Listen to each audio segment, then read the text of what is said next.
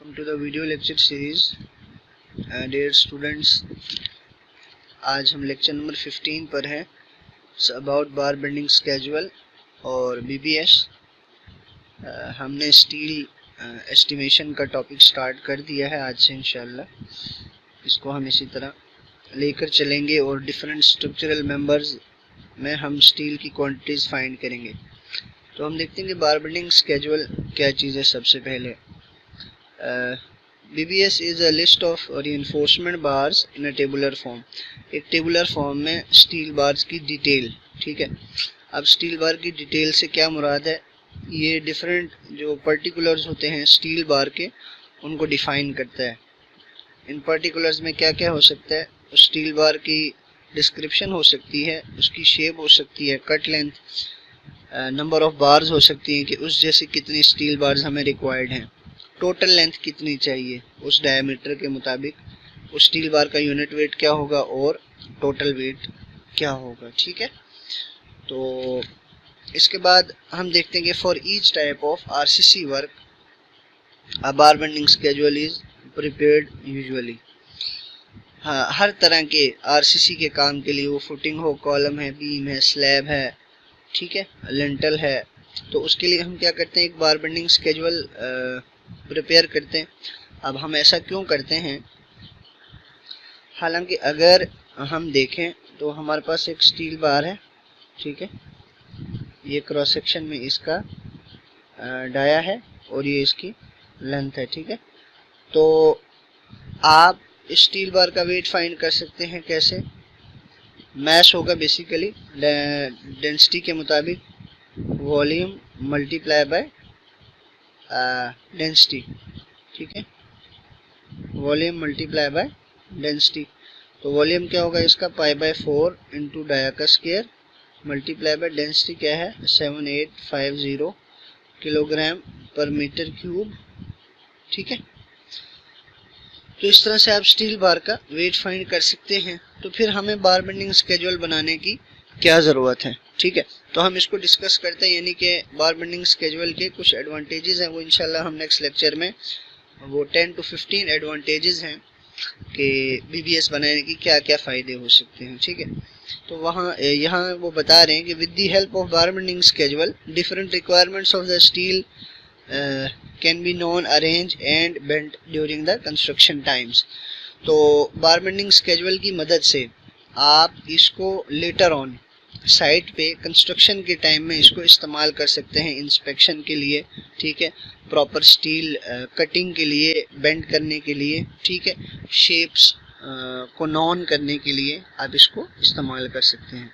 ठीक है, तो ये बेसिकली वो टेबल है जिसे हम BBS बार बेंडिंग स्केजुअल कहते हैं. इसको कुछ मिनिमम चेंजेस के साथ बनाया जाता है मुख्तलिफ जगहों पे मुख्तलिफ तरीके से. ठीक है, ये डिपेंड करता है कि हम किस तरह का काम कर रहे हैं और हमें किस पर्पज़ के लिए हम बार बेंडिंग स्केजुअल बना रहे हैं. ठीक है, अच्छा, इसमें आप देखेंगे सबसे पहले सीरियल नंबर है 1 2 3 4 अप टू सोन, ये हम खुद फिल कर सकते हैं. डिस्क्रिप्शन क्या है, ये स्टील बार्स की डिटेल होती है. ठीक है, जिसमें हमें ये बताया होता है कि ये कौन सी स्टील बार है, कितने डाया की है और ये कितनी स्पेसिंग के साथ प्रोवाइड की गई है. जैसे आप स्लैब में देख सकते हैं, आमतौर पे डिटेल इस तरह लिखी होती है. अगर मेन स्टील बार है तो M1 M2, ठीक है, डिस्ट्रीब्यूशन है तो D1 D2 D3 up to so on.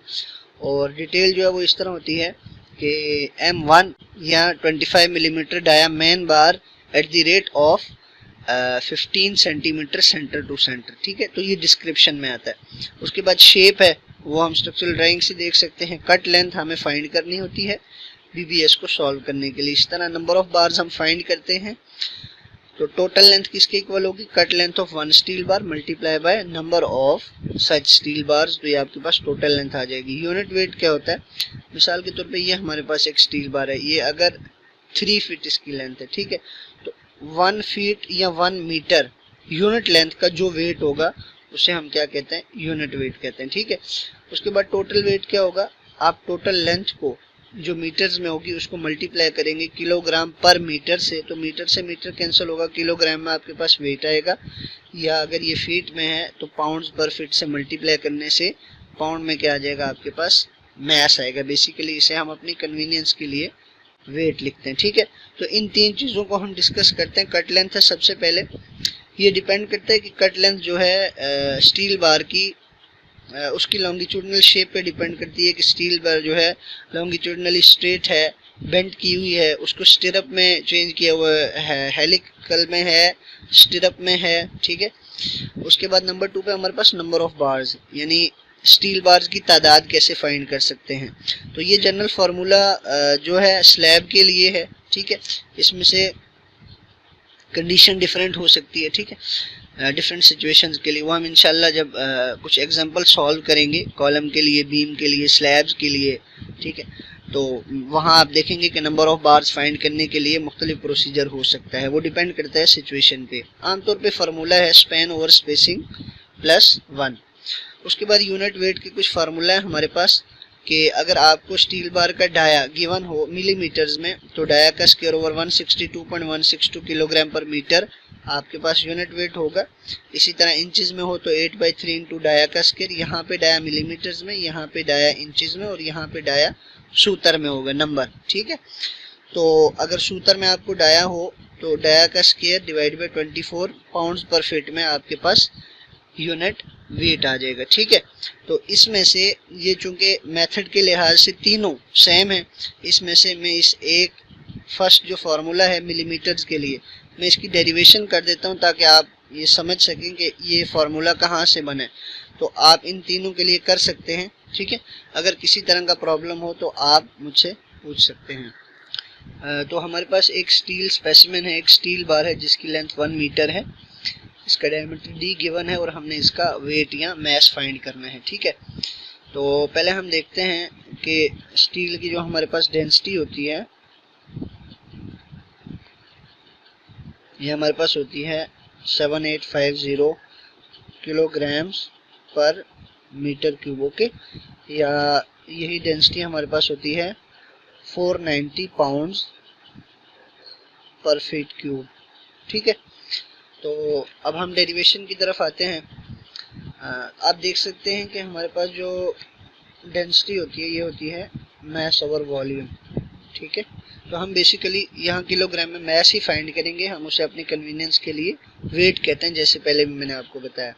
तो मास किसके इक्वल होगा, डेंसिटी मल्टीप्लाई बाय वॉल्यूम। ठीक है, हमारे पास स्टील बार की डेंसिटी गिवन है, हम क्योंकि हमारे पास MKS के यूनिट्स हैं तो 7850 किलोग्राम पर metre cube multiply by volume. अब स्टील बार का वॉल्यूम क्या होगा, क्रॉस सेक्शनल एरिया ये वाला multiply by length. Cross sectional area होता है सर्कल का π/4 into D square multiply by length कितनी है हमारे पास, हम इसको लेंथ लिख लेते हैं यहाँ पे।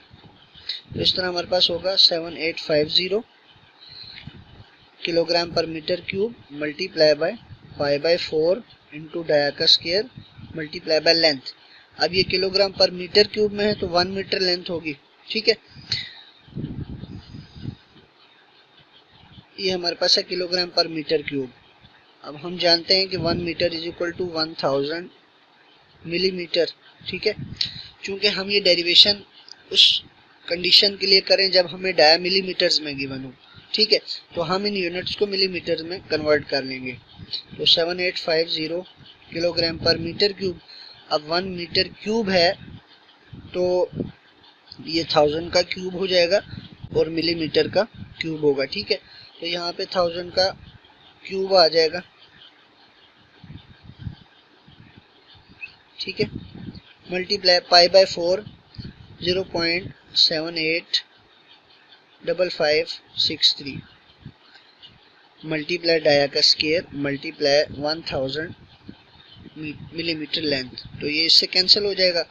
जब आप 7850 divided by 1000 into 1000 multiply by this value into D square करेंगे तो आपके पास जो आंसर आएगा वो कुछ इस तरह होगा 0.00616667।